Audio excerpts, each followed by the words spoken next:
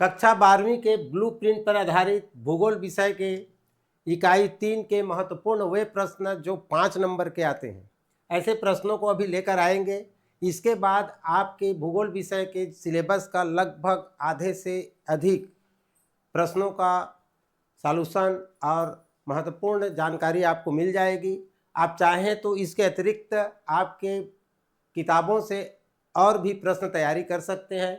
ये आपको एक अच्छे अंक दिलाने के लिए तैयार किया गया है और यह ब्लूप्रिंट पर आधारित है। इसके अलावा यह हमारे रायगढ़ जिले के विषय विशेषज्ञों द्वारा छांटे गए प्रश्न बैंक के प्रश्नों को लेकर के बनाया जा रहा है।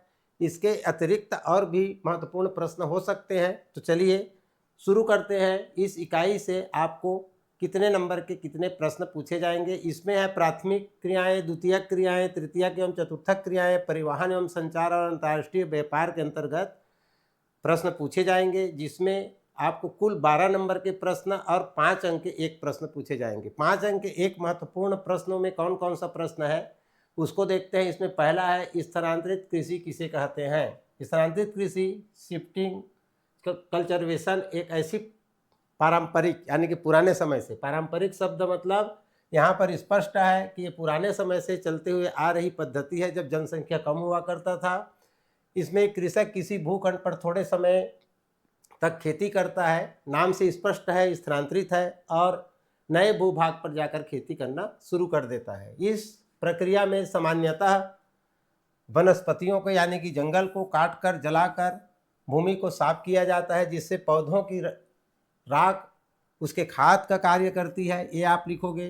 प्रसिद्ध भूगोलवेत्ता कार्ल सावर ने स्थानांतरित कृषि को आदिम कृषि, क्योंकि पुराने समय में किया जाता था इसलिए आदिम कृषि पद्धति में से एक माना है, जो मुख्य रूप से उष्णकटिबंधीय यानी कि गर्म प्रदेशों में घने जंगलों के आसपास ये किया जाता था और यहीं रहने वाले लोग या जनजातीय समाज के लोग अपनाते थे और आज भी कुछ रूप में यह पद्धति चल रही है। प्रमुख लक्षण पूछा गया है प्रश्न में, जैसे कि इसके लक्षणों को लिखिए। इसके लक्षण को हमें जानना है, लक्षण क्या है, उसमें क्या क्या हमें दिखाई देता है। तो यहाँ पर प्रमुख लक्षण में भूमि उपयोग, सबसे पहले लक्षण भूमि उपयोग की अल्पकालिकता है, मतलब कम समय के लिए किसी भूमि का उपयोग किया जाता है, जिसमें कुछ वर्षों तक लगातार खेती करने के बाद भूमि की उर्वरा शक्ति घटने लगती है और कृषक नई भूमि की खोज में निकल जाता है। झूम कृषि इसका दूसरा लक्षण है। दूसरा लक्षण झूम जैसी पद्धति का उपयोग है, जहां वनस्पतियों को काटकर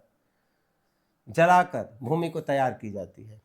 इस शब्द के लिए झूम शब्द लगाया गया है। वनस्पतियों को काटकर जलाकर भूमि तैयार करना। पारंपरिक फसल, यहाँ पर वे फसल लगाए जाते हैं जो लंबे समय तक वह समाज करते आया है, जिसमें है ये तीसरा लक्षण है, जिसमें ज्वार, बाजरा, मोटे अनाज, कंदमूल के अलावा अन्य फसलों को जैसे लता वाली फसलें लगाई जाती है। इसी प्रकार का उत्पादन होना है जो स्थानीय आवश्यकता के अनुरूप होती है, मतलब लोकल लेवल पर जिनकी ज़रूरत होती है या आवश्यकताओं की पूर्ति करना होता है। पारंपरिकता, इसमें नई परिकल्पना नहीं होती है। इसका ये चौथा लक्षण है। इन क्षेत्रों में सिंचाई एवं आधुनिक कृषि यंत्र या साधनों का उपयोग नहीं होता या नहीं के बराबर होता है, क्योंकि भूभाग घने वनों में या दुर्गम स्थलाकृतियों में होता है। तो इसी तरह से ये हमारी लक्षण। और पांचवा लक्षण भी होता है पर्यावरणीय जोखिम। इसका मतलब है कि इसमें आधुनिक पद्धति नहीं होता तो पर्यावरण में जो जोखिम होती है वो आता है। जैसे कि पांचवा लक्षण में जोखिम के अंतर्गत लगातार पेड़ों की कटाई और भूमिदान, तो जंगलों का विनाश होता है। मृदा क्षरण होता है, क्योंकि जमीन फिर क्या होते हैं, बहने लग जाता है पानी में, परिस्थिति तंत्र के संतुलन को बिगाड़ सकता है। उदाहरण के रूप में भारत के, अब लास्ट में हम निष्कर्ष भी कह सकते हैं, उदाहरण भी कह सकते हैं, रूप में भारत के उत्तर पूर्वी राज्यों के जैसे नागालैंड, मिजोरम, मेघालय, इसको आप याद भी कर सकते हैं। झूम खेती प्रचलित है। वहीं अफ्रीका के उष्णकटिबंधीय क्षेत्र में भी यह खेती प्रचलित है, वन क्षेत्रों में अपनाई जाती है। हालांकि बढ़ते पर्यावरणीय सरोकार, मतलब पर्यावरण में जो समस्याएं आ रही है उसे देखकर स्थायी कृषि अब प्रारंभ की जा रही है। इसके चलते आजकल स्थानांतरित कृषि को नियंत्रित या प्रतिबंधित करने का प्रयास चल रहा है, मतलब रोका जा रहा है। शासन के द्वारा, समाज के द्वारा इसे हतोत्साहित करने की कोशिश की जा रही है। अगला है हमारा प्रश्न क्रमांक 2, पनामा नहर एवं सुएज नहर की तुलना कीजिए। वैसे तो आपकी किताब में अलग अलग पॉइंट है, हमने यहाँ दिया है, उसमें से कुछ और याद हो जाएगा, उसमें उससे इतर यानी कि अलग हमने कुछ दिया है। पनामा और सुएज नहर को तुलना को हमने सभी 2 खंडों में नहीं किया है, पॉइंटबद्ध किया है, उसको आप खंडों में बांट सकते हैं। दोनों के अंतर एक साथ दिए गए हैं, जिसमें पनामा नहर सुएज नहर में विश्व के अत्यंत महत्वपूर्ण कृत्रिम जलमार्ग है। ऐसे जलमार्ग है जो मानव द्वारा बनाया गया है, जो विश्व स्तर पर, वैश्विक मतलब विश्व स्तर पर समुद्री परिवहन को सुगम बनाते हैं। दोनों की तुलना हम यहाँ करेंगे। भौगोलिक स्थिति के आधार पर दोनों अलग अलग जगह में है। पनामा नहर मध्य अमेरिका में पनामा प्रायद्वीप या जलडमरू मध्य भी कहते हैं इसे, को काट कर अटलांटिक महासागर को प्रशांत महासागर से जोड़ती है। जबकि सुएज नहर मिस्र में है। सुएज जलडमरू मध्य को काटकर बनाया गया है और यह भूमध्य सागर को लाल सागर से जोड़ती है। इससे क्या है, ये दोनों अलग अलग जगह में है, ये भौगोलिक स्थिति है। इसी प्रकार निर्माण काल भी अलग अलग है, इसको यहाँ पर बताया गया है। पनामा नहर को 1914 में पूरा किया गया था, इससे बहुत पहले हमारा सुएज नहर निर्माण हो चुका था। ये हुआ है 1869 में ये निर्माण हो चुका था। इस दौर का यह इंजीनियरिंग का एक बहुत बड़ी उपलब्धि है। इस समय जो बनाया गया, उस समय उतना मशीन वगैरह नहीं थे, उसके बाद भी उस समय के इंजीनियर इतने बड़े कार्य किए, ये इसकी उपलब्धि है। अलग अलग समय का है। यहाँ पर नौका वाहन तंत्र है ये, और ये आने जाने का रास्ता है। विश्व स्तर पर पनामा नहर जहाज़ों का आवागमन के लिए कई लॉक लगे हुए हैं। ध्यान दीजिए, लॉक का मतलब ये बहुत ऊंचे भाग को काटकर बनाया गया है, तो पूरी गहराई तक काटा नहीं गया या काटा नहीं जा सका, तो जल स्तर को ऊपर नीचे करके लॉक लगाया गया है, जिससे जहाज़ों को फिर ऊपर और फिर ले जाके फिर नीचे ले जाके आगे बढ़ाया जाता है, यानी कि समान ऊंचाई पर नहीं है, जबकि लॉक के माध्यम से किया जाता है, जबकि समुद्री जल स्तर के अंतर को संतुलित किया जा सके। समुद्री जल स्तर तक इसे खोदा नहीं जा सका, क्योंकि ये पहाड़ी क्षेत्र, पठारी क्षेत्र में बना हुआ है। कौन सा? पनामा। सुएज नहर अधिकतर भाग सीधा खुला मार्ग है, ये इसमें लॉक सिस्टम नहीं है, अर्थात यह समुद्री जल स्तर से नीचे बना दिया गया है ताकि समुद्र का पानी सीधे नहर में घुस सके, और इसलिए सीधे इसमें आवागमन होता है। परिवहन समय में पनामा नहर उत्तरी एवं दक्षिणी अमेरिका के बीच जहाज़ों का समय बहुत बचाती है। उत्तरी अमेरिका, दक्षिणी अमेरिका और पूर्वी और पश्चिम अमेरिका में आने जाने के लिए ये समय बचा देती है, जबकि सुएज नहर एशिया और यूरोप के बीच समुद्री मार्ग को छोटा कर देता है। इसको आगे और देखा जाएगा, आगे इससे संबंधित और प्रश्न है। आर्थिक महत्व, दोनों ही नहरें अपने अपने क्षेत्र में समुद्री व्यापार की रीढ़ है, प्रमुख व्यापार मार्ग है। पनामा नहर उत्तरी अमेरिका के व्यापार को सुलभ बनाती है। उत्तरी अमेरिका की जो व्यापार है वो अपने अमेरिका के ही एक छोर से दूसरे छोर जाने के लिए महत्वपूर्ण साधन है। इसके अलावा अंध महासागर से प्रशांत महासागर को जोड़ती भी है, जबकि ये इसके पहले कभी ये ठीक से जुड़ा हुआ नहीं था। वही सुएज नहर यूरोप और एशिया के पूर्वी भाग और अफ्रीका के विशाल व्यापारिक रूट को, मतलब विश्व के अधिकांश क्षेत्र को जोड़ने का काम करती है। यह है आपका सुएज नहर। इसी प्रकार उदाहरण के तौर पर या निष्कर्ष के रूप में आप इसे लिख सकते हैं, एशिया से यूरोप जाने वाले तेल टैंकर सुएज नहर का ही उपयोग करते हैं, जबकि अमेरिकी महाद्वीप के पूर्वी पश्चिमी तट के बीच बड़ी संख्या में मालवाहक पनामा नहर से होकर गुजरते हैं। मतलब दोनों अमेरिका के बीच से है ये, और दोनों अमेरिका के बीच से ये काटा गया है। जैसे हमारा उत्तरी अमेरिका और दक्षिणी अमेरिका के बीच में ये रास्ता नहीं था, इस जगह काट के बनाया गया है पनामा नहर को, ताकि यहाँ की जहाज़ ऐसे घूम करके इधर जाना पड़ता था, उसको यहीं से सीधा इधर जा सकता है, या दोनों सागरों को जोड़ता है। इसी प्रकार सुएज नहर के व्यापारिक महत्व को सचित्र बताइए। अब यहाँ पर चित्र के माध्यम से बताएंगे सुएज नहर को। ये तो आपका पनामा नहर का मैंने बताया, दोनों अमेरिका के बीच से बना दिया गया है। ये पहले कभी रास्ता नहीं था, चूँकि यहाँ पर पठारी क्षेत्र है, बहुत ऊंची भाग है, फिर भी लॉक लगा के तैयार किया गया है। सुएज नहर के बारे में हम देखेंगे। सुएज नहर भूमध्य सागर को लाल सागर से जोड़ती है। आगे चित्र है, बताएंगे। जोड़ने वाला एक प्रमुख कृत्रिम मार्ग है।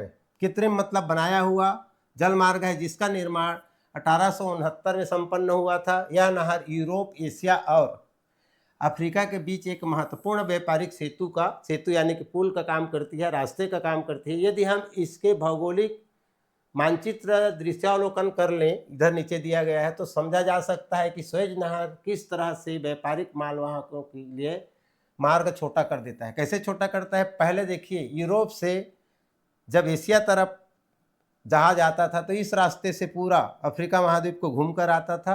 अब यहाँ पर सुएज नहर बन जाने के कारण, यहीं पर है, ये यहीं से ऐसे आ जाता है, इतना छोटा कर देता है। पहले जहाज़ों को अफ्रीका के दक्षिण छोर केप ऑफ हुड, यहाँ पर लिखा है, यहाँ से घूम कर जाता था। ये केप ऑफ हुड है, अफ्रीका महाद्वीप के ऐसे घूम करके आना पड़ता था, घूम कर जाना पड़ता था, जिससे समय और धन दोनों लगते थे, ज़्यादा समय भी लगता था। दूरी को भी बताया गया है, 8,440 किलोमीटर की लंबाई यहाँ तक आने पर, और ये 11,720, बहुत ज़्यादा का अंतर यहाँ पर दिखाई दे रहा है। इतनी दूरी की कमी हो जाती है, इतने किलोमीटर की।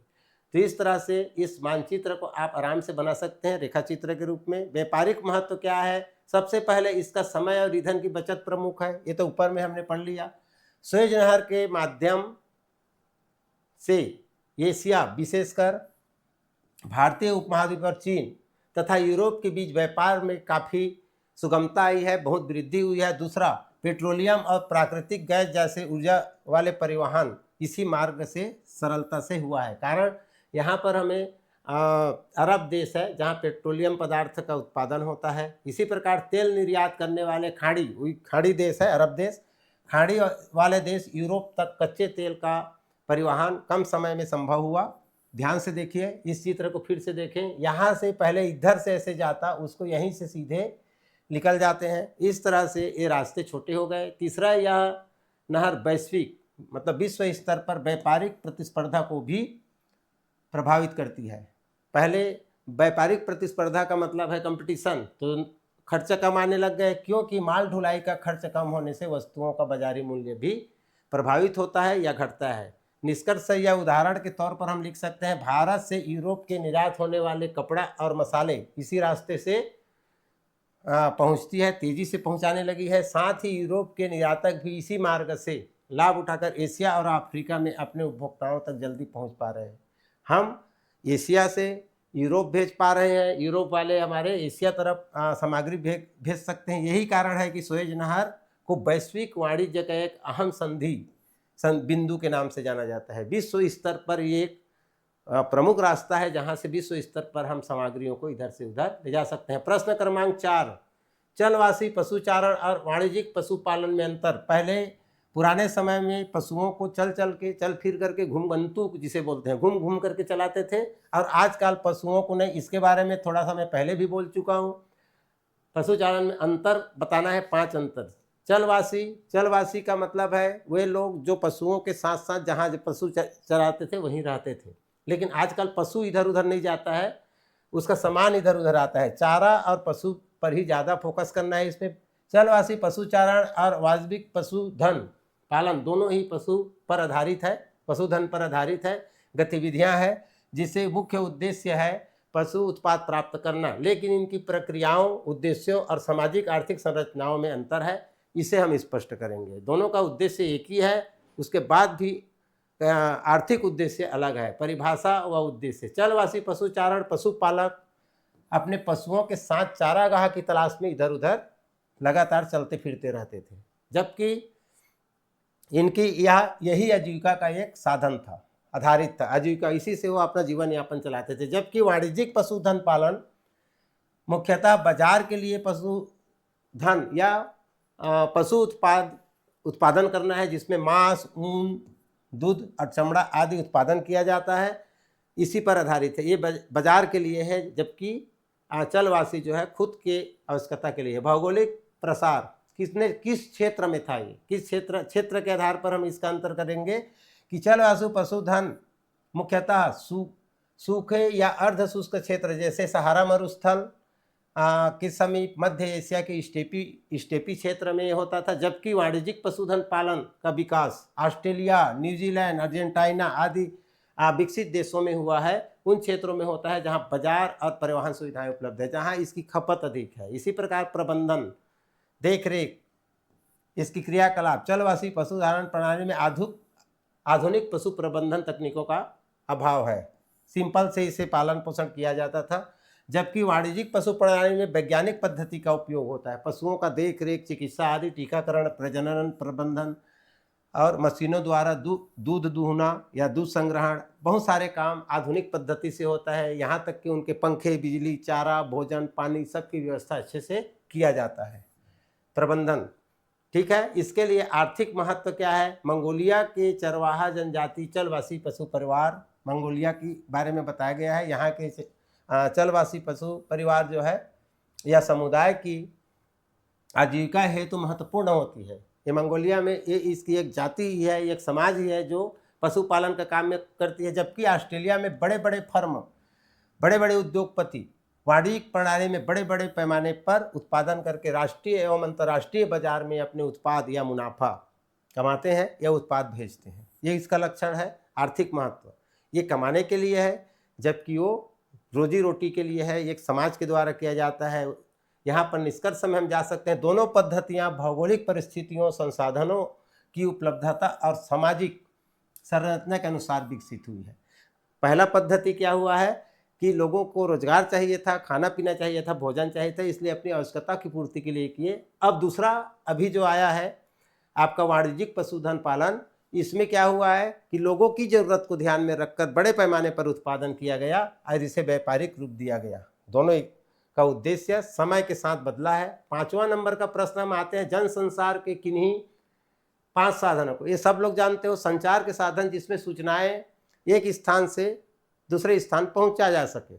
सूचनाएं, तथ्यों को हम एक स्थान से दूसरे स्थान कैसे पहुंचा पाते हैं, वही हमारी जनसंचार है। जनसंचार को मास कम्युनिकेशन कहते हैं। ऐसे संचार के साधन है जिनके माध्यम से बड़ी संख्या में लोगों तक एक साथ सूचना को पहुंचाना है, विचार को पहुंचाना है, मनोरंजन को पहुंचाना है, शिक्षा को पहुंचाना है। ये सभी सूचना या तथ्य है। इसी प्रकार आधुनिक युग में जनसंचार के साधनों ने समाज की गहराई से प्रभावित किया है। इस सब के कारण पहले सूचना, उसके बाद विचार पहुंचाना, उसके बाद अब मनोरंजन पहुंच रहा है, अब शिक्षा को भी हम पहुंचा रहे हैं। ये भी संचार है जो आपको मैं संचार के माध्यम से अब शिक्षा को आप तक पहुंचा रहा हूं। प्रेस सबसे पहले, ये हमारे पुराने संचार के साधन है, आज भी है। अखबार और पत्रिकाएं, सबसे पुराना और सुलभ साधन है अखबार। रोजाना विश्व भर की खबरें हम और विचार को विश्लेषण प्रस्तुत करते हैं, जबकि पत्रिकाएं साप्ताहिक या मासिक, महीने में या पाक्षिक 15 दिन में निकलती है। ये विशिष्ट विषय पर साहित्य, विज्ञान, खेल आदि पर होता है, ये पत्रिकाएं होती है। रेडियो उसके बाद आने वाला प्रमुख संचार के साधन है।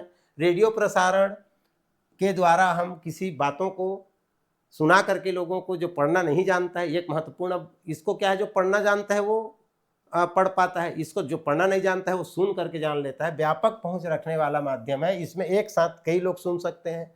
ग्रामीण क्षेत्रों में भी लोग खबरों को, संगीत आदि शिक्षात्मक कार्यक्रमों को सुनकर जागरूक हो रहे हैं या सूचनाओं को प्राप्त कर रहे हैं। टेलीविज़न, ये अब ऐसा साधन है जिसमें हम तीनों चीज़ एक साथ देख भी सकते हैं, सुन भी सकते हैं, पढ़ भी सकते हैं। इसीलिए इसे दृश्य और श्रव्य कहते हैं, देखना और सुनना।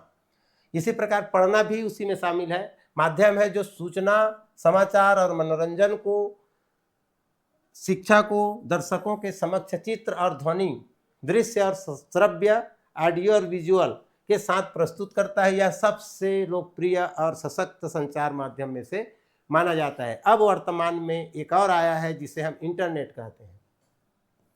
इंटरनेट ने जनसंचार को नई ऊंचाइयां दी है। इसमें से सभी चीज़ ऐसा है, सभी चीज़ को हम गौर से देखें तो प्रेस आपके घर आएगा, मिलेगा तब पढ़ोगे, रेडियो में प्रसारण होगा तब सुनोगे, बाद में सुन नहीं सकते। टेलीविज़न भी वही कहानी है कि बाद में आप जब प्रसारण हो रहा है उसी समय देख और सुन सकते हो। लेकिन इंटरनेट एक ऐसा माध्यम है कि आपके मनपसंद, आपको जब चाहे, जैसे मेरा वीडियो जब चाहोगे तब देख सकते हो।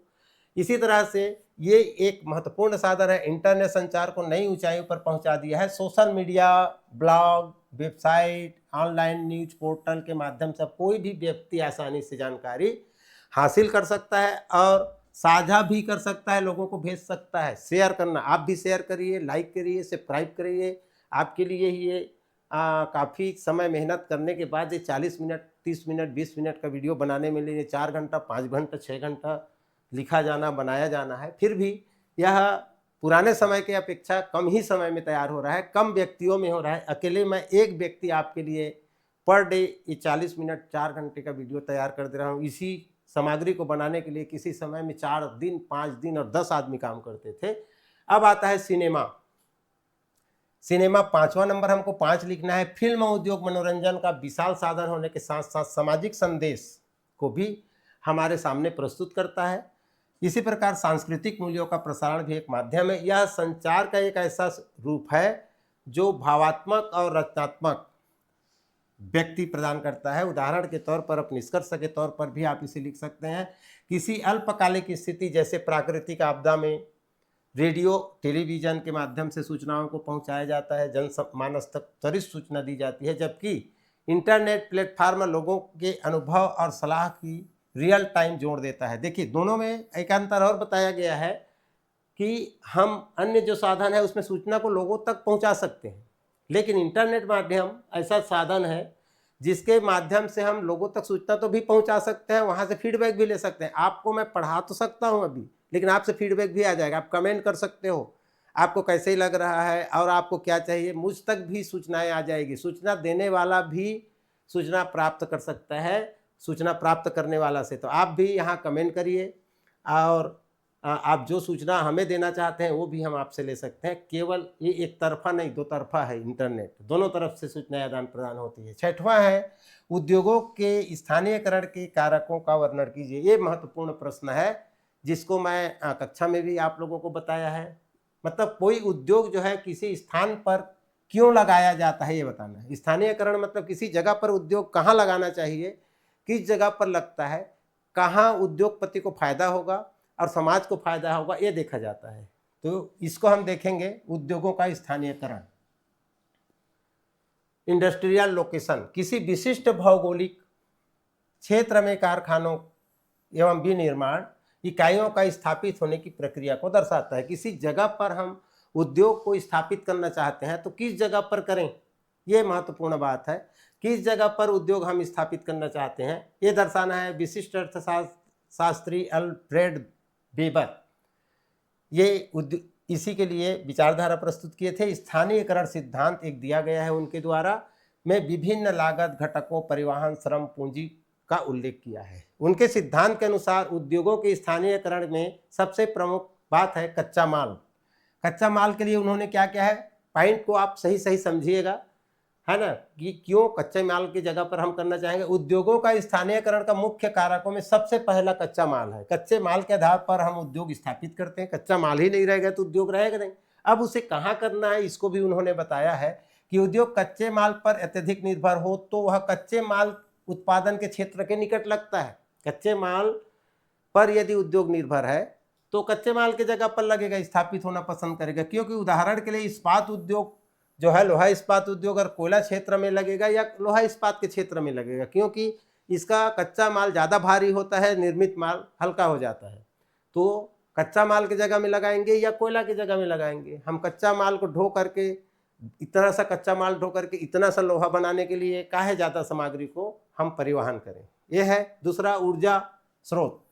दूसरा कारक ऊर्जा स्रोत है, क्योंकि उत्पाद प्रक्रिया ऊर्जा पर निर्भर करती है। जैसे बिजली उत्पादन करने के लिए हम कहाँ पर, जहाँ कच्चा माल है वहाँ स्थापित करेंगे, ऊर्जा का स्रोत है। तो क्योंकि हम तार से बिजली को दूसरे जगह ले जा सकते हैं, लेकिन कोयला को ढो ढो के ले जाएंगे तो ज़्यादा महंगा हो जाएगा। तो इस तरह के ऊर्जा वाले जो उद्योग है वो ऊर्जा के स्रोत पर लगता है। इसी प्रकार है, या ऐसे उद्योग जो जिस जगह ऊर्जा प्राप्त होती है, ऊर्जा की जरूरत है, वो ऊर्जा स्रोत पर लगेगा। तो इस तरह से श्रम एवं मानव संसाधन, बहुत सारे उद्योग में श्रम की आवश्यकता होती है।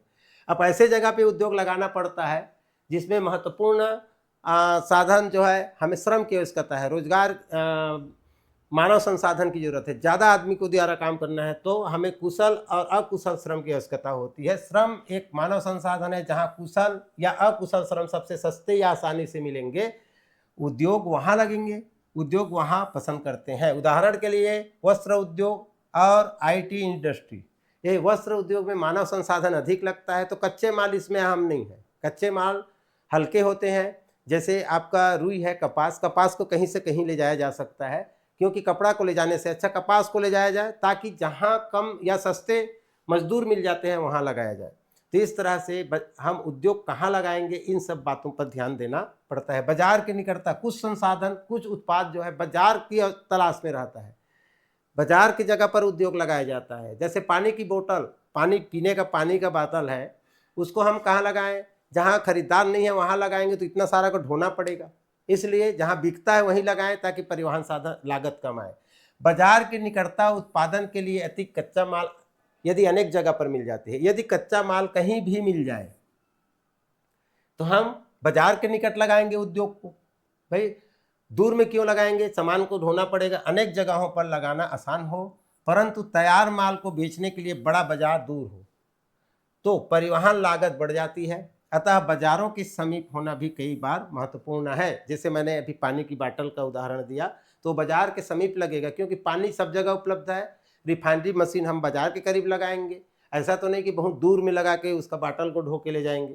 परिवहन सुविधा, इसके अलावा देखा जाता है कि बहुत सारे उद्योग ऐसे जगह पर लगाए जाते हैं जहां निर्मित माल और कच्चे माल को लाने और ले जाने की सुविधा हो। सड़क, रेल, बंदरगाह आदि के विकास, कारण यह है कि हमारे देश में जो सामान बनेगा उसे विदेश भेजना है तो बंदरगाह की जरूरत पड़ेगी, तो बंदरगाह के निकट बनाएंगे अपने उद्योग को, ताकि 2-3 आवागमन के साधन का उपयोग करना ना पड़े। विकास के कच्चे माल और तैयार उत्पाद का आवागमन सुलभ होता है। मैंने पहले ही बताया, कच्चे माल और निर्मित माल को लाना ले जाना की सुविधा को देखा जाता है तो परिवहन सुविधा की आवश्यकता होती है। इसके अतिरिक्त सरकारी नीति, सरकार क्या नीति लगाई है, प्रौद्योगिकी, टेक्नोलॉजी क्या है हमारे पास, पूंजी की आवश्यकता होती है, उपलब्धता, पूंजी भी लगेगा, ये भी इसके महत्वपूर्ण साधन है। जल संसाधन, स्थानीय कानून आदि अहम भूमिका निभाते हैं।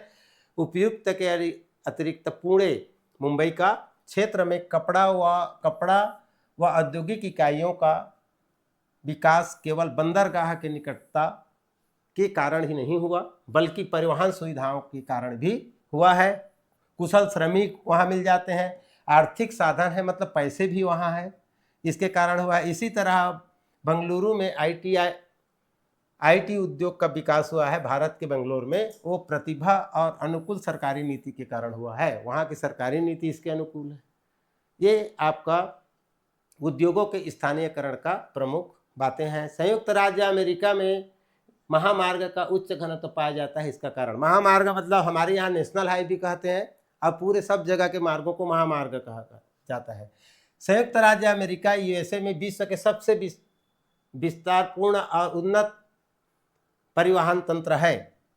इसमें इसके अंतर्गत महामार्ग, हाईवे जिसे हम कहते हैं, घनत्व विशेष रूप से उच्च है, ज़्यादा वहाँ हाईवे सड़क है।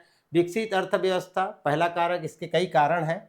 तो पहला, विकसित अर्थव्यवस्था, USA एक उच्च आय वाला राष्ट्र है, मतलब अधिक प्रति व्यक्ति आय भी है, अब विकसित राष्ट्र है। इसके पास सड़कों के निर्माण और रख रखाव के लिए पर्याप्त आर्थिक साधन है। बड़ी भौगोलिक इकाई है। संयुक्त राज्य अमेरिका बड़ा देश भी है, विश्व के बड़े देशों में गिना जाता है। तो बड़ी भौगोलिक अवधि, समय, लंबा समय से यह बड़ा देश है और राजनीतिक है। हमारा भारत 1947 के बाद भारत है, वो और पहले का है। इस तरह से देश का क्षेत्रफल विशाल होने के कारण शहरों और राज्यों में सड़क परिवहन जोड़ने की आवश्यकता रही, जिससे लंबी और चौड़ी जलमार्ग प्रणाली का विकास हुआ। निजी वाहनों का व्यापक उपयोग भी होता है यहाँ पे। तीसरा नंबर का महत्वपूर्ण कारक है, वहाँ कार स्वामित्व और व्यक्तिगत वाहनों पर निर्भर बहुत अधिक है। वहाँ अमीर लोग हैं, सबके पास कार है। इससे सड़क नेटवर्क लगातार उन्नत और विस्तृत करना आवश्यक हो जाता है। बाजारों और उद्योगों की मांग भी है। उद्योगों का प्रसार, उद्योग यहाँ बहुत अधिक है, औद्योगिक देश है। वस्तुओं को सुगम आवाजाही और उपभोक्ता की मांगों को उपभोक्ता तक पहुँचाने के लिए तेज सड़क परिवहन सुविधाएं विकसित करनी पड़ी। इसके पास सरकारी नीतियाँ 1950 के दशक में आइजनहॉवर प्रशासन के तहत इसमें इंटर स्टेट हाईवे सिस्टम की शुरुआत हुई, जिससे पूरे देश को जोड़ने वाले संगठित और मानकीकृत सड़क मार्गों का विकास हुआ। इस तरह से उदाहरण के तौर पर यूएसए का रूट नंबर 67 ऐतिहासिक महत्व का रखता है, जो देश के मध्य पश्चिम से लेकर पश्चिमी तट को विस्तृत करता है, जोड़ता है।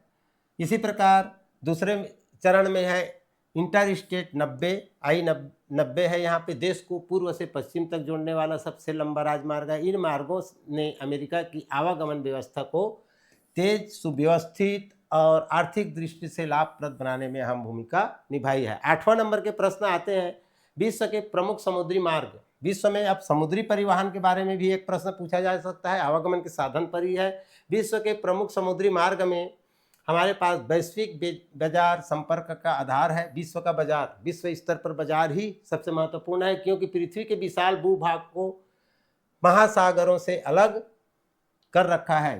प्रकृति ने विश्व को महासागर से अलग अलग रखा है, लेकिन मानव ने ऐसा जुगत लगाया कि समुद्री मार्गों के माध्यम से सामानों को इधर से उधर, पेट्रोलियम, कोयला, अनाज, उपभोक्ता वस्तु आदि को बड़े पैमाने पर आवागमन किया है। एक देश से दूसरे देश, एक महाद्वीप से दूसरे महाद्वीप पहुंचा रहा है। इन मार्गों में हम यहाँ पर 5 मार्गों का बारे में बताएंगे। तो सबसे ज़्यादातर महत्वपूर्ण मार्ग है उत्तरी अटलांटिक, सबसे महत्वपूर्ण मार्गों में शामिल है उत्तरी अटलांटिक मार्ग, जो यूरोप के पश्चिमी भाग को उत्तरी अमेरिका के पूर्वी भाग के बीच व्यापारिक जहाज़ों का मुख्य धारा है। इसको पहले भी बता चुका हूँ, यदि आप पूरे पढ़े हैं तो बिल्कुल इसको और जान रहे होंगे। प्रशांत महासागरीय मार्ग में, प्रशांत महासागरीय जल मार्ग प्रशांत महासागर में स्थित एक महत्वपूर्ण जल मार्ग है, जो एशिया ऑस्ट्रेलिया, जिसमें वही पनामा नहर से होते हुए अमेरिका को जोड़ता है। यह मार्ग व्यापार, यात्रा और संचार के लिए महत्वपूर्ण है। इसी प्रकार सुएज नहर मार्ग भी मैंने पढ़ा दिया। दूसरे स्थान पर सुएज नहर मार्ग भूमध्य सागर को लाल सागर से जोड़कर यूरोप, एशिया, अफ्रीका के बीच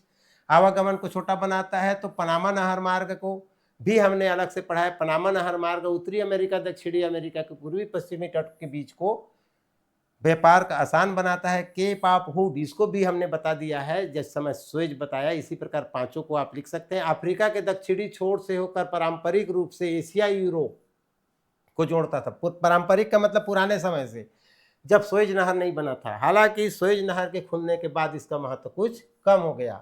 अब यहाँ विशेष जहाजें चलती है। मेलाका जलडमरू मध्य सिंगापुर के निकट दक्षिणी पूर्वी एशिया के बीच का एक व्यापारिक गुजरगाह यानी कि समुद्री मार्ग है। 9वें नंबर का प्रश्न हमारा आता है, ट्रांस साइबेरियन रेल मार्ग को साइबेरिया की जीवन रेखा कहा जाता है। क्यों? चित्र के साथ समझाना है हमको, ठीक है। तो ये भी एक महत्वपूर्ण, चाहे आपको किसी भी नंबर में ये प्रश्न पूछा जा सकता है, 3 नंबर में भी पूछा जा सकता है, 1 नंबर में भी, 5 नंबर में। तो इसको आप ध्यान से देखिए। ट्रांस साइबेरियन रेल मार्ग, ट्रांस साइबेरियन रेलवे रूस के पूर्वी भाग को पश्चिमी भाग से जोड़ने वाला विश्व का सबसे लंबा रेल मार्ग है। यह मॉस्को से लेकर के व्लादिवोस्टॉक, दोनों स्टेशनों के नाम आप याद रख लो। स्टेशन का नाम भी पूछ देता है कभी कभी, है ना। तो यहाँ पर प्रशांत महासागर तट को तक 9300 किलोमीटर की दूरी तय करता है। इसे साइबेरिया की जीवन रेखा भी कहा जाता है। तो 3 प्रश्न यहीं पर आपका बनता है। इसे साइबेरिया की जीवन रेखा कहने का महत्वपूर्ण कारण यहाँ चित्र भी हमने दिया है। पहला कारण, यह रेल मार्ग साइबेरिया के दुर्गम और ठंडे क्षेत्र में उद्योग, शहर और समुदायों को जोड़ता है। ये ठंडे क्षेत्र है साइबेरिया का, रसिया, रूस। यहाँ से देखिए व्लादिवोस्टॉक से मॉस्को। अब ध्यान से देखिए, इतने दूर की लंबाई को जोड़ा जाता है, 9000 से अधिक किलोमीटर। यहाँ कठोर जलवायु पाया जाता है, यहाँ बर्फीला परिवेश है ना। इन कारण यहाँ वायु मार्ग उतने कगार नहीं हुए।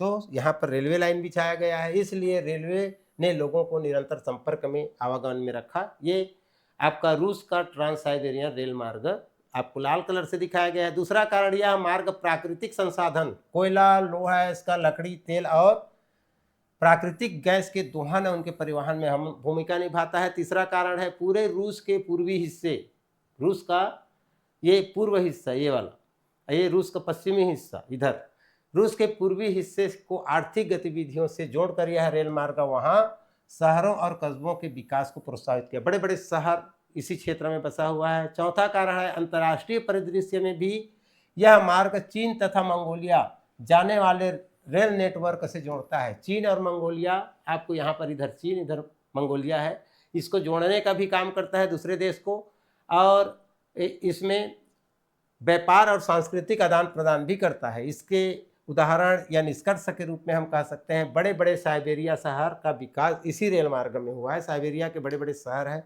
कारण तीव्र हुआ है। यदि हम इस मार्ग का मानचित्र में देखें, ये हमने देखा, तो पाएंगे कि यह रूस की विशाल भूभाग को एक सूत्र में पिरोता है, एक लाइन में रख देता है, जिससे माल और यात्रियों की सुगमता आवाजाही हो पाती है। यही कारण है कि इससे सचमुच साइबेरिया की जीवन रेखा कह सकते हैं। प्रश्न क्रमांक 10वें नंबर के प्रश्न में हम आते हैं पत्तन, जिसे बंदरगाह कहते हैं। ध्यान दीजिए, पत्तन लिख के आएगा तो हमने तो सुना ही नहीं था, ऐसा ना हो बंदरगाह लिखे तो बंदरों के बारे में नहीं लिखना है।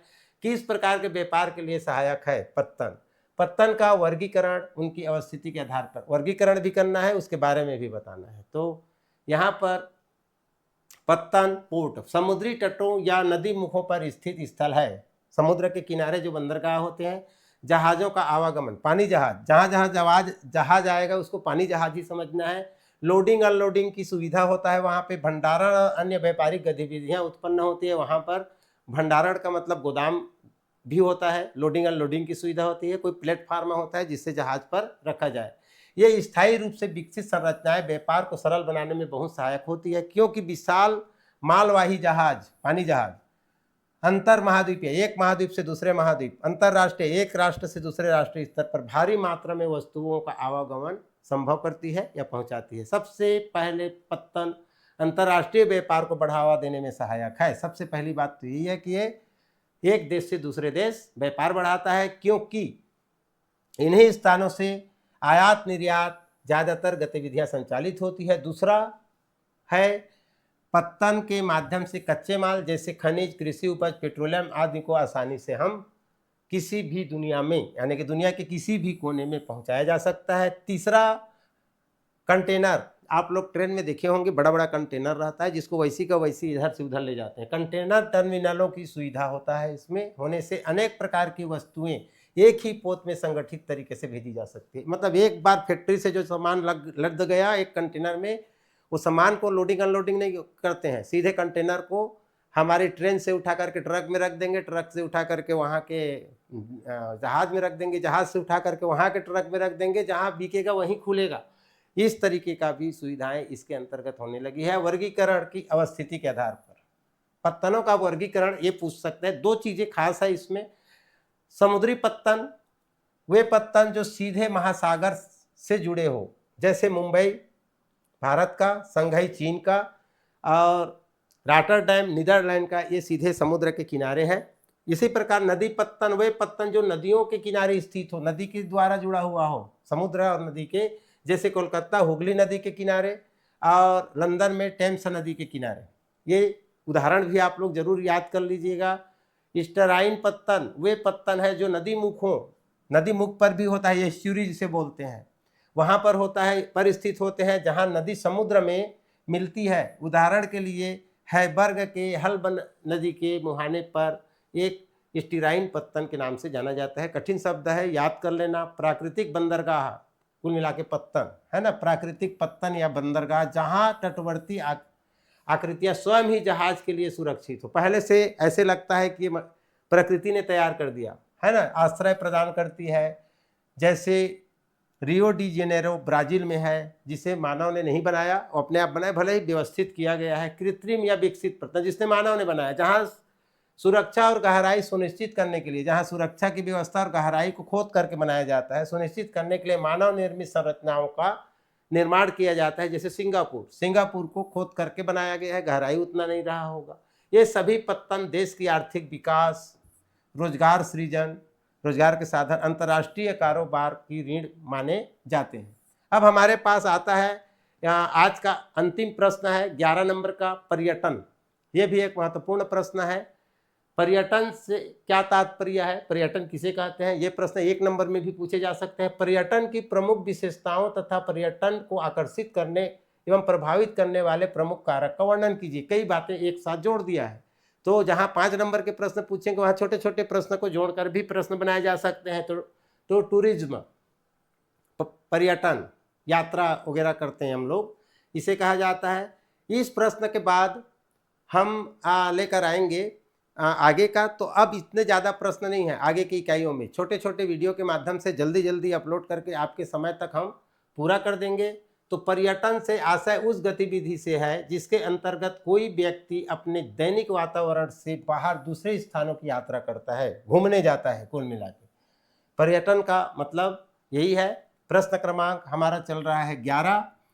मुख्यतः मनोरंजन अवकाश किसके लिए जाता है? एक जगह से दूसरे जगह मनोरंजन के लिए घूमने जाता है, अवकाश के लिए जाता है, छुट्टी बिताने के लिए जाता है, और व्यावसायिक बैठकें करता है। एक देश से दूसरे देश बैठक करने के लिए भी जाते हैं, एक जगह से दूसरे जगह बैठक करने के लिए जाते हैं। सांस्कृतिक या धार्मिक उद्देश्य से घूमने जाते हैं, जैसे अभी हमारे देश में कुंभ का मेला हुआ, उसमें करोड़ों की संख्या में लोग पर्यटन करने गए। पर्यटन विश्व की सबसे बड़ी सेवा उद्योग है, सेवा उद्योग कहा जाता है इसके, निर्माण उद्योग नहीं। निर्माण उद्योग जहाँ कुछ बनता है, लेकिन इसे सेवा उद्योग कहा जाता है। इसमें से एक बन चुका है जो न केवल आर्थिक लाभ देता है बल्कि सांस्कृतिक आदान प्रदान भी होता है। एक जगह के लोग दूसरे जगह मिलते हैं और आपसी सद्भाव बढ़ता है, मतलब प्रेम व्यवहार बढ़ता है। इसकी प्रमुख विशेषताओं को हम यहाँ एक एक करके पढ़ेंगे, और एक ही प्रश्न पर्याप्त है पर्यटन के लिए। कई चीज़ों को एक साथ बताया गया है। अस्थायी गतिशीलता, पर्यटक आमतौर पर सीमित समय के लिए दूसरे जगह जाते हैं।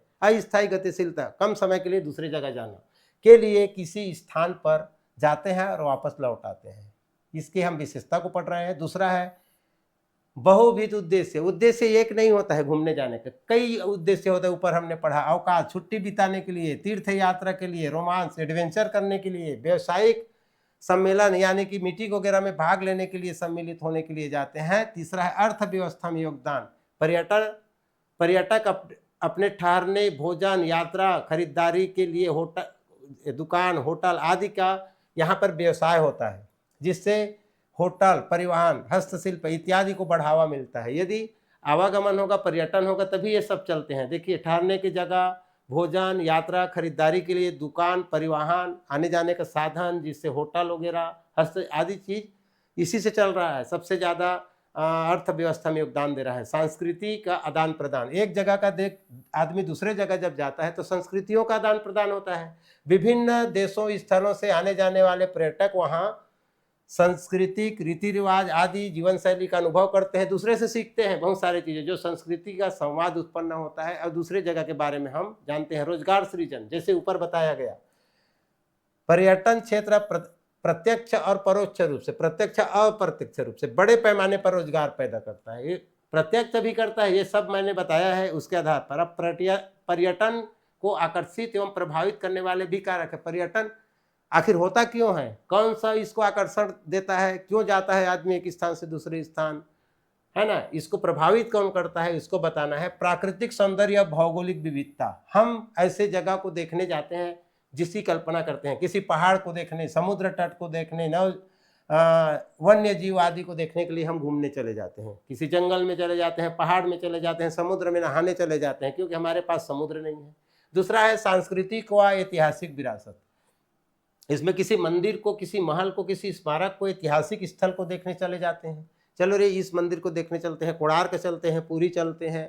इस तरह से किसी मंदिर स्मारक आदि को देखने के लिए हम ऐतिहासिक या सांस्कृतिक स्थिति के लिए हम आकर्षित होते हैं और पर्यटन करने चलते हैं।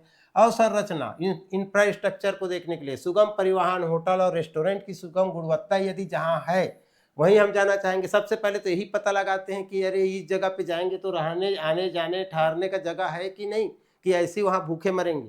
तो ये भी हमारे पर्यटन को प्रभावित करता है। आर्थिक स्तर और विज्ञापन, आर्थिक स्तर क्या है लोगों का, जो घूमने जाना चाहता है उसका। अब विज्ञापन, क्यों, वो विज्ञापन के माध्यम से ही हम जानते हैं कि कहाँ घूमने जाना चाहिए। आजकल की टेक्नोलॉजी में हमें यही पता चलता है कि हम सबसे पहले पता करते, किसी के बारे में जानते हैं तो पता करते हैं कि खर्च कितना आएगा, हम वहाँ जाएंगे तो कितने में वापस आ जाएंगे। इसी प्रकार मुद्रा विनिमय, वहाँ जाएंगे तो कौन सा रुपया पैसा चलेगा भाई, विदेश में यदि जाना है तो विनिमय की सुविधा है कि नहीं, कोई हमारे भारत के पैसा को नहीं लेगा। तो इसी प्रकार गंतव्य का प्रचार प्रसार हुआ है कि नहीं। अब कैसे जानोगे कि कहाँ, जैसे अभी हमने यूट्यूब वगैरह वगैरह में देखा है कि अभी कुंभ के मेले में इतने लोग गए, इतना भीड़ है, इतना दूर का लाइन लगा है, ऐसे करके। तो ये विज्ञापन है कुल मिला के। तो इस तरह से सूचना और विज्ञापन ही महत्वपूर्ण है, प्रचार प्रसार। इसी प्रकार पांचवा पॉइंट है हमारे पर्यटन को प्रभावित करने वाला, सुरक्षा एवं राजनीतिक स्थिरता। पर्यटक उन्हीं स्थानों को प्राथमिकता देते हैं जो सुरक्षित व राजनीतिक रूप से स्थिर हो। पर्यटक वहीं घूमने जाएगा, उन्हीं स्थानों पर जाना चाहता है जहां उसे वहां की सरकार, वहां की शासन व्यवस्था कुछ सुविधाएं देता हो, सुरक्षा देता हो, पुलिस व्यवस्था हो, आवागमन के साधन हो, भूख ना मरे। उदाहरण के लिए स्विट्जरलैंड अपनी पर्वतीय सुंदरता और सुव्यवस्थित पर्यटक ढांचे के कारण विश्व भर में जाना जाता है। कहीं भी देखो कि स्विट्जरलैंड घूमने जा रहे हैं, ऐसे सुनने को मिलता है। सैलानियों यानी कि घूमने वालों को सैलानी कहा जाता है, को आकर्षित करती है। पर्यटक को सैलानी मतलब पर्यटक को आकर्षित करता है। जबकि भारत में ताजमहल विश्व भर के लोग देखने आते हैं, क्योंकि ताजमहल का बहुत ज़्यादा विज्ञापन हो चुका है, लोगों तक पहुंच गया है, उसका सूचना पहुंच गया है, वहाँ सुविधाएं दी गई है भारत सरकार, राज्य सरकार द्वारा, है ना। राजस्थान में बहुत सारे किले हैं, वहाँ लोग घूमने आते हैं। केरल के बैक वाटर इत्यादि में सांस्कृतिक प्राकृतिक मिश्रण के कारण प्रमुख आकर्षण है, देश विदेश से लोग यहाँ घूमने आते हैं। तो ये है पर्यटन का। अब हमारे पास 3 इकाई हो चुका है, रहने को तो 9-10 इकाई है, लेकिन किसी सब में अब छोटा छोटा और कम प्रश्न है। कम प्रश्न है मतलब 5 प्रश्न, 4 प्रश्न, 3 प्रश्न महत्वपूर्ण प्रश्न है, क्योंकि उधर से अब कम नंबर के हैं। अब अधिकांश हमारी मुख्य इकाइयाँ जो हो चुकी है, हो गया है। यहाँ पर आपको खैर 5 नंबर का क्या है ये नहीं देखेंगे कितने नंबर का है इस इकाई में, फिर भी हम इसके बाद लेकर आएंगे इकाई 4 के प्रश्न। इकाई 4 के प्रश्न में आपको एक ही प्रश्न पूछे जाएंगे इकाई 4 से। तो ये एक प्रश्न पूछे जाएंगे, बहुत छोटी सी वीडियो बनेगी, शायद 3 नंबर का प्रश्न है, यहाँ से 3 का होगा या 5 का, तो 3 या 5 का होगा यहाँ पे। तो इस इकाई का प्रश्न सिंगल एक वीडियो में। उसके बाद 5वां इकाई में नक्शा है, वो भी हो चुका है, भारत के नक्शे बनाए जा चुके हैं। 6वां 7वां 8वां इकाई 3 बचा है, वो भी कम है। तो इसके बाद फिर मिलते हैं अगले, ये सबसे बड़ा वीडियो है, इसके बाद सब छोटे छोटे वीडियो के रूप में रहेंगे। हो सकता है मैं एक ही दिन में 2 या 3 या 4 वीडियो डाल दूं, तो बाकी तैयार रहिए। और हम इन सब का PDF आपको उपलब्ध कराएंगे, उसके लिए डाउनलोड करने की सुविधाएं तैयार की जा रही है। तो चैनल को लाइक, सब्सक्राइब और शेयर जरूर कीजिए। मिलते हैं फिर अगले वीडियो के साथ। आपकी परीक्षा के लिए बहुत बहुत शुभकामनाएं। धन्यवाद। जय हिंद।